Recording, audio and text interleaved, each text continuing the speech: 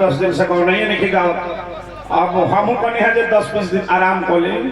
जिला परिषद में जीत गई बड़े 14 लाख मेडल पर राज भोगत रह भाव लगल है बउआ तो शब्द अलंकार बोले भाव संस्कार हो चंदन कटरा के रवा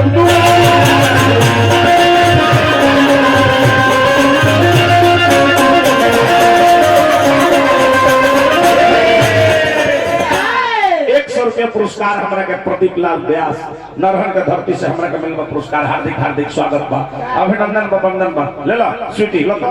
स्वीटी नचनिया के मतलब जो 16 वर्ष के होखा 17 वर्ष के होखा कहो कर मोए बार झड़ गइल बा डुप्लीकेट बार लगा के हटी कोई बन जाता के कोई चार कलर के बार वाली बाप रे बाप के कोई के रोल करवावे में लाज नहीं लगता तारा लाज नहीं लगता तारा कहत शब्द अलंकार वही भाव संस्कार हो अब चंदन कटवा के रहना रोको लोग दुआर तो चौपाई का छूटल चाप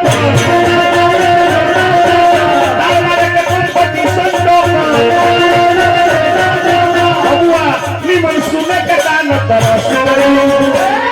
शिकारी बरछा दिल में धस गई नरक में नहीं धस गई